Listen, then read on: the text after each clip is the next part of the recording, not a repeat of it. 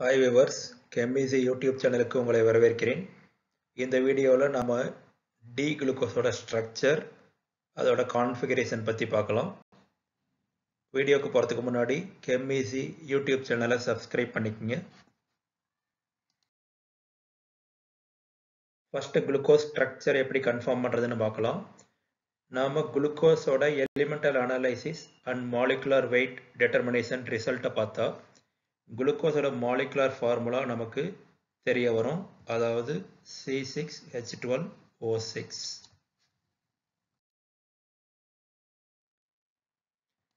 Glucose மாலிகுல ஹைட்ரையோடிக் acid use பண்ணி red phosphorus முன்னிலையில் reduction பண்ணால் நமக்கு N-ஹெக்சேன் ஒரு மேஜர் ப்ராடக்டாக கிடைக்கும்.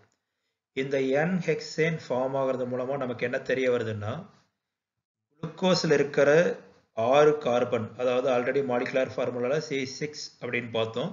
அந்த 6 கார்பன் ஆட்டமும் பிரான்ச்சஸாக இல்லாமல் ஒரு தொடர்ச்சியான அன்பிரான்ச்டு செயினாக இருக்கு அப்படின்னு கன்ஃபார்ம் ஆகுது.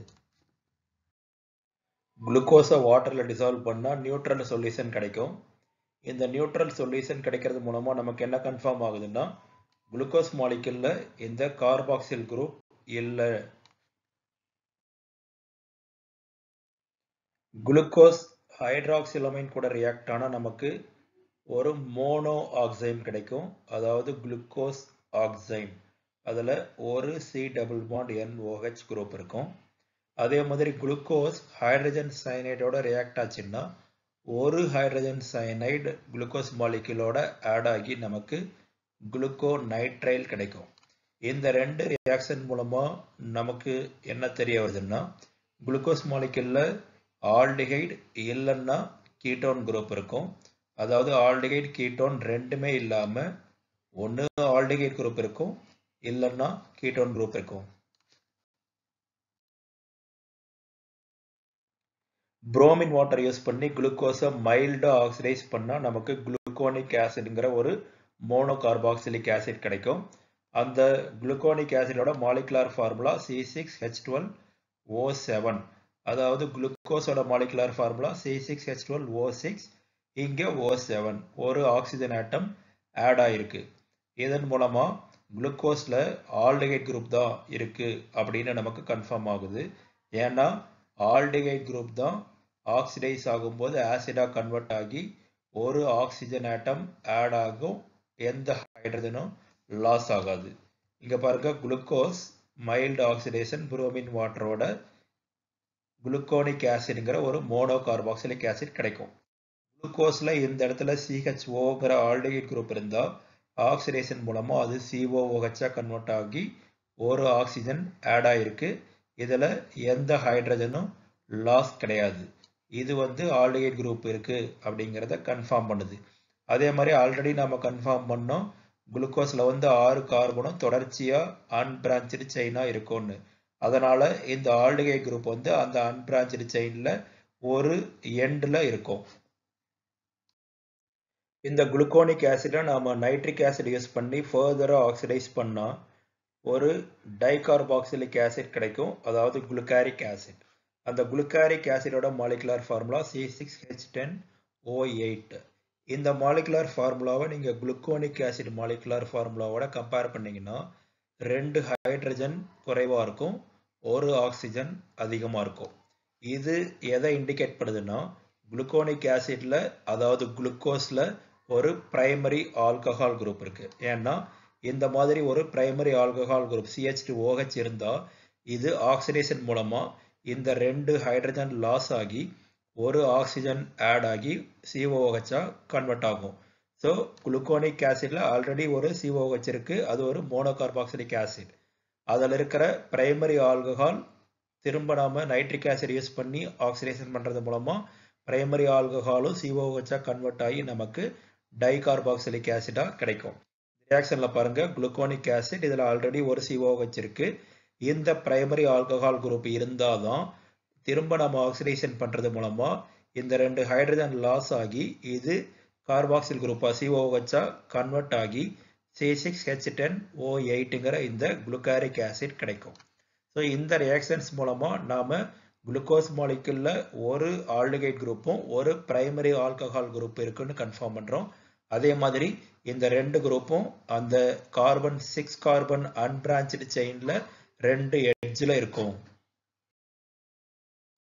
குளுக்கோஸ் டாலரன்ஸ் ரியேஜென்ட்டை ரெடியூஸ் பண்றது மூலமா நமக்கு சில்வர் மிரர் பிரசிபிடேட்டும், குளுக்கோஸ் ஃபெயிலிங் சொல்யூஷனை ரெடியூஸ் பண்றது மூலமா நமக்கு ரெட் குப்ரஸ் ஆக்சைடு பிரசிபிடேட்டும் கிடைக்கும். இது டெர்மினல் ஆல்டிகைட் குரூப் குளுக்கோஸ் மாலிக்யூல்ல இருக்கிறத கன்ஃபார்ம் பண்ணுது. குளுக்கோஸ் அசிட்டிக் ஆன்ஹைட்ரைடோட ரியாக்ட் ஆச்சுன்னா பீரிடின் முன்னிலையில குளுக்கோஸ் பென்டா அசிட்டேட் கிடைக்கும். இந்த பென்டா அசிட்டேட் கிடைக்கிறதுனால நாம குளுக்கோஸ் மாலிக்யூல்ல 5 ஹைட்ராக்சில் குரூப்ஸ் இருக்கு அப்படின்னு கன்ஃபார்ம் பண்ணலாம். குளுக்கோஸ் பென்டா அசிட்டேட் ஃபார்ம் ஆகிறது மூலமா நாம குளுக்கோஸ் மாலிக்யூல்ல 5 ஹைட்ராக்சில் குரூப் இருக்குன்னு கன்ஃபார்ம் பண்ணோம். இப்போ அந்த 5 ஹைட்ராக்சில் குரூப்பும் வெவ்வேறு கார்பன்ல அட்டாச் ஆயிருக்கா இல்லை ஒன்றுக்கும் மேற்பட்ட ஹைட்ராக்சில் குரூப் ஒரே கார்பன்ல அட்டாச் ஆயிருக்கான்னு பார்க்கலாம். ஒருவேளை இங்க காட்டியிருக்கிற மாதிரி ஒரு கார்பன்ல 2 ஹைட்ராக்சில் குரூப் அட்டாச் ஆகியிருந்தா அது டீஹைட்ரேஷன் மூலமா இந்த மாதிரி கார்பனில் குரூப்பா கன்வெர்ட் ஆயிரும். ஆனா குளுக்கோஸ்ல இந்த மாதிரி டீஹைட்ரேட் ஆகி கார்பனைல் குரூப்பா ஃபார்ம் ஆகிறது இல்லை. இது எதை இண்டிகேட் பண்ணுதுன்னா குளுக்கோஸ்ல இருக்கிற 5 ஹைட்ராக்சில் குரூப்பும் 5 வெவ்வேறு கார்பன்ல அட்டாச் ஆயிருக்கு. அதாவது ஒரே கார்பன்ல ஒன்னுக்கு மேல ஹைட்ராக்சில் குரூப் அட்டாச் ஆகல. இது வரைக்கும் நாம பார்த்த எவிடன்ஸ்ல இருந்து குளுக்கோஸ் ஸ்ட்ரக்சரை நாம இந்த மாதிரி இருக்கும் அப்படின்னு ஒரு கன்க்ளூஷனுக்கு வரலாம். இங்க பாருங்க, ஆல்டிகைட் குரூப் ஒரு எண்ட்லயும் பிரைமரி ஆல்கஹால் குரூப் இன்னொரு எண்ட்லயும் மீதி 4 கார்பன் மிடில் இருக்கு. அதாவது மொத்தம் 6 கார்பனும் கான்சிக்யூட்டிவ் அன்பிரான்ச்டு செயினா இருக்கு. மிடில் இருக்கிற இந்த 4 கார்பனுக்கு ஆஸ்ட்ரிக் சிம்பல் கொடுத்திருக்கு. அதாவது இந்த 4 கார்பனும் ஏசிமெட்ரிக் கார்பன். ஸோ குளுக்கோஸ் ஒரு 2, 3, 4, 5, 6 பென்டா ஹைட்ராக்சி ஹெக்சனால். அடுத்தது நாம டி குளுக்கோஸ் ஸ்ட்ரக்சரோட கான்ஃபிகரேஷன் என்னன்னு பார்க்கலாம்.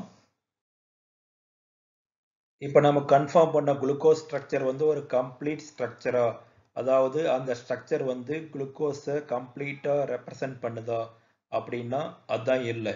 அது ஒரு இன்கம்ப்ளீட் ரெப்ரசன்டேஷன். ஏன்னா அந்த ஏசிமெட்ரிக் கார்பனோட அட்டாச் ஆயிருக்கிற ஹைட்ரஜன் ஆட்டம் அண்ட் ஹைட்ராக்சில் குரூப்போட அரேஞ்ச்மெண்ட்டை பற்றி, ஸ்பேஷியல் அரேஞ்ச்மெண்ட்டை பற்றி எந்த எக்ஸ்பிளனேஷனும் இல்லை. அதனால நாம relative configuration and absolute configuration of the D glucose மாலிகுலை இன்னும் கன்ஃபார்ம் பண்ண வேண்டியது இருக்கு. அது என்னன்னு பார்க்கலாம். டி அரபினோஸ்ங்கிற ஒரு ஆல்டோ பென்டோஸ் யூஸ் பண்ணி நாம டி குளுக்கோஸோட கான்ஃபிகரேஷனை கன்ஃபார்ம் பண்ண போறோம். ஸோ இந்த டி அரபினோஸோட ஸ்ட்ரக்சர் இந்த 4 ஸ்ட்ரக்சர்ல ஏதாவது ஒன்றா இருக்கலாம். ஃபர்ஸ்ட் இந்த 4 ஸ்ட்ரக்சர்ல டி அரபினோஸ் ஸ்ட்ரக்சர் எது அப்படின்னு கண்டுபிடிக்கணும். அது எப்படி கண்டுபிடிக்கலாம்னா, டி அரபினோஸை ஆக்சிடேஷன் பண்ணா நைட்ரிக் ஆசிட் யூஸ் பண்ணி ஆப்டிக்கலி ஆக்டிவ் டைகார்பாக்சிலிக் ஆசிட் கிடைக்கும். ஸோ இந்த 4 ஸ்ட்ரக்சரையும் ஆக்சிடைஸ் பண்ணா எந்த structure optically active dicarboxylic acid கொடுக்குதோ அதுதான் டி அரபினோஸ். இந்த ஆக்சிடேஷன்ல ஸ்ட்ரக்சர் 1 அண்ட் ஸ்ட்ரக்சர் 3 இந்த ரெண்டும் ஆக்சிடேஷன் பண்ணும்போது ஆப்டிக்கலி இன்ஆக்டிவ் டைகார்பாக்சிலிக் ஆசிட் தான் கிடைக்குது. ஏன்னா இந்த டைகார்பாக்சிலிக் ஆசிட்ல பிளேன் ஆஃப் சிமெட்ரி இருக்கு. அதே மாதிரி இங்கேயும் பிளேன் ஆஃப் சிமெட்ரி இருக்கு. இந்த ரெண்டுமே ஆப்டிக்கலி இன்ஆக்டிவ். அதாவது ஸ்ட்ரக்சர் 1ம் ஸ்ட்ரக்சர் 3ம் டி அரபினோஸ் கிடையாது. அப்ப ரெண்டாவது ஸ்ட்ரக்சர் இல்ல 4வது ஸ்ட்ரக்சர்ல ஏதாவது ஒன்று டி அரபினோஸா இருக்கலாம். அடுத்ததா ஸ்ட்ரக்சர் 2 அண்ட் ஸ்ட்ரக்சர் 4 ரெண்டையும் ஆக்சிடைஸ் பண்ணா ரெண்டுலையுமே நமக்கு ஆப்டிக்கலி ஆக்டிவ் டைகார்பாக்சிலிக் ஆசிட் கிடைக்கும். இங்க பாருங்க, இந்த ஸ்ட்ரக்சர்லயும் பிளேன் ஆஃப் சிமெட்ரி கிடையாது, இந்த ஸ்ட்ரக்சர்லயும் பிளேன் ஆஃப் சிமெட்ரி கிடையாது. அதனால இந்த ரெண்டுமே ஆப்டிக்கலி ஆக்டிவ் டைகார்பாக்சிலிக் ஆசிட். ஆனா இந்த ஸ்ட்ரக்சர் இல்ல இந்த ஸ்ட்ரக்சர், அதாவது ஸ்ட்ரக்சர் 2 இல்ல ஸ்ட்ரக்சர் 4 ஏதாவது ஒன்று தான் டி அரபினோஸ். ரெண்டுமே டி அரபினோஸா இருக்க முடியாது. இந்த ரெண்டு ஸ்ட்ரக்சரையும் நீங்க கம்பேர் பண்ணீங்கன்னா இந்த பொசிஷன், அதாவது தேர்ட் பொசிஷன்ல மட்டும்தான் கான்ஃபிகரேஷன் டிஃபரன்ஸ் இருக்கும். ஸோ இங்கே ஃபர்ஸ்ட் ஆல்டிகைடு இருக்கு, second left side hydroxyl group இருக்கு. அதே மாதிரி இதுலயும் ஆல்டிகைட் குரூப், இந்த பொசிஷன்ல left side hydroxyl group. So இந்த ஃபோர்த் பொசிஷன்ல ரைட் சைடு ஹைட்ராக்சில் குரூப், இங்கேயும் ரைட் சைடு ஹைட்ராக்சில் குரூப், அடுத்ததா பிரைமரி ஆல்கஹால் குரூப், இங்கேயும் பிரைமரி ஆல்கஹால் குரூப். ஆனா எங்க டிஃபரன்ஸ் இருக்கு? இந்த பொசிஷன்ல, அதாவது ஸ்ட்ரக்சர் 2ல ஹைட்ராக்சில் குரூப் ரைட் சைடும், ஸ்ட்ரக்சர் 4ல ஹைட்ராக்சில் குரூப் லெஃப்ட் சைட்லயும் டிஃபரன்ஸ் இருக்கு. ஸோ கான்ஃபிகரேஷன் இந்த தேர்ட் பொசிஷன்ல என்ன அப்படிங்கறத மட்டும் கன்ஃபார்ம் பண்ணும். இப்ப டி அரபினோஸ் ஸ்ட்ரக்சர் எதுன்னு கண்டுபிடிக்கிறதுக்கு ஸ்ட்ரக்சர் 2 and 4ல இந்த தேர்ட் பொசிஷன் கான்ஃபிகரேஷன் தான் டவுட்ஃபுல். அதனால நாம டி அரபினோஸ் ஸ்ட்ரக்சரை இந்த மாதிரி மென்ஷன் பண்ணிக்கலாம். அதாவது தேர்ட் பொசிஷன் கான்ஃபிகரேஷன் டவுட்ஃபுல்லா இருக்கிற மாதிரி மென்ஷன் பண்ணிக்கலாம். ஸோ இந்த டி அரபினோஸை கிலியானி ஃபிஷர் சிந்தசிஸ்க்கு உட்படுத்தினா நமக்கு குளுக்கோஸ் அண்ட் மன்னோஸ் மிக்சர் கிடைக்கும். அதாவது ஸ்ட்ரக்சர் 5 and 6, இந்த ரெண்டுல ஒன்னு குளுக்கோஸ் ஒன்னு மன்னோஸ். இந்த ரெண்டு ஸ்ட்ரக்சர்லயும் 6 கார்பன் இருக்கு. அதாவது இது ஒரு செயின் எக்ஸ்டென்ஷன் ரியாக்ஷன். 5 கார்பன் இருக்கிற டி அரபினோஸ்ல இருந்து 6 கார்பன் இருக்கிற குளுக்கோஸ் அண்ட் மன்னோஸ் கிடைக்குது. இதுல இந்த கார்பன் ஆட்டம் வந்து புதுசா ஃபார்ம் ஆகிருக்கிற கார்பன் ஆட்டம், அதாவது நியூ ஏசிமெட்ரிக் சென்டர். இந்த ரெண்டு ஸ்ட்ரக்சர்லயும் இந்த பொசிஷன்ல தான் கான்ஃபிகரேஷன் டிஃபரன்ஸ் இருக்கு. அதாவது இங்க பாருங்க, இதுல ஹைட்ராக்சில் குரூப் ரைட் சைடும், இதுல ஹைட்ராக்சில் குரூப் லெஃப்ட் சைடும் இருக்கு. இந்த ரெண்டுல ஒன்னு குளுக்கோஸ் ஒன்னு மன்னோஸ். அடுத்தது நாம அந்த டவுட்ஃபுல் கான்ஃபிகரேஷன், அதாவது ஃபோர்த் பொசிஷன்ல ஹைட்ராக்சில் குரூப் ரைட் சைடா லெஃப்ட் சைடான்னு கண்டுபிடிக்கணும். நாம குளுக்கோஸ் அண்ட் மன்னோஸை நைட்ரிக் ஆசிட் யூஸ் பண்ணி ஆக்சிடேஷன் பண்ணா அது ஒரு ஆப்டிக்கலி ஆக்டிவ் டைகார்பாக்சிலிக் ஆசிடை கொடுக்கும். இந்த மாதிரி ஆப்டிக்கலி ஆக்டிவ் டைகார்பாக்சிலிக் ஆசிட் கிடைக்கணும்னா இந்த ஸ்ட்ரக்சர் 5 and 6ல ஃபோர்த் பொசிஷன்ல ஹைட்ராக்சில் குரூப் ரைட் சைடு இருந்தா மட்டும்தான் பாசிபிள். இங்க பாருங்க, இங்க ரைட் சைடு, அதே மாதிரி இங்க ரைட் சைடு. இந்த மாதிரி இருந்தா மட்டும்தான் இது ஆக்சிடேஷன் பண்ணும்போது நமக்கு ஆப்டிக்கலி ஆக்டிவ் டைகார்பாக்சிலிக் ஆசிட் கிடைக்கும். ஒருவேளை இந்த ஸ்ட்ரக்சர்ல கொடுத்திருக்கிற மாதிரி ஃபோர்த் பொசிஷன்ல ஹைட்ராக்சில் குரூப் லெஃப்ட் சைடு இருந்தா ஆக்சிடேஷனுக்கு அப்புறமா நமக்கு இந்த டைகார்பாக்சிலிக் ஆசிட் கிடைக்கும். இதுல பிளேன் ஆஃப் சிமெட்ரி இருக்கு, அதாவது இது ஒரு optically inactive dicarboxylic acid. So இதுல இருந்து நாம என்ன தெரியுதுன்னா ஃபோர்த் பொசிஷன்ல ஹைட்ராக்சில் குரூப் ரைட் சைடு தான் இருக்கு. இப்போ நம்ம ஃபைனலா கன்ஃபார்ம் பண்ண வேண்டியது என்னன்னா ஸ்ட்ரக்சர் 7 and 8ல எது குளுக்கோஸ் எது மன்னோஸ். இதை கன்ஃபார்ம் பண்றதுக்கு நாம இன்னொரு ஆல்டோ ஹெக்ஸோஸ் எடுத்துக்கிறோம். அதாவது எல் குளோஸ் இந்த ஸ்ட்ரக்சர்ல காட்டியிருக்கு, இது எல் குளோஸ். இதை நாம ஜஸ்ட் 180 டிகிரிக்கு ரொட்டேட் பண்ணா இந்த ஸ்ட்ரக்சர் கிடைக்கும்.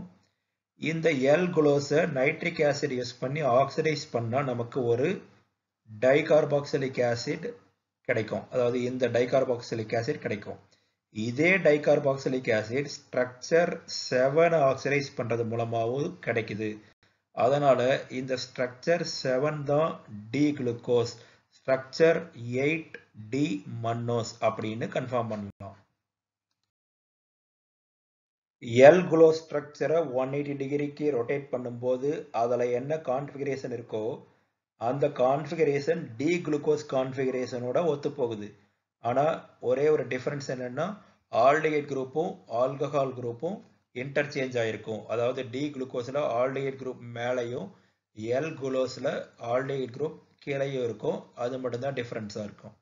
ஆனா ஆக்சிடேஷன் பண்றது மூலமா எல் குளோஸ்ல இருக்கிற alcohol group and aldehyde group ரெண்டுமே COOH கன்வெர்ட் ஆயிருது.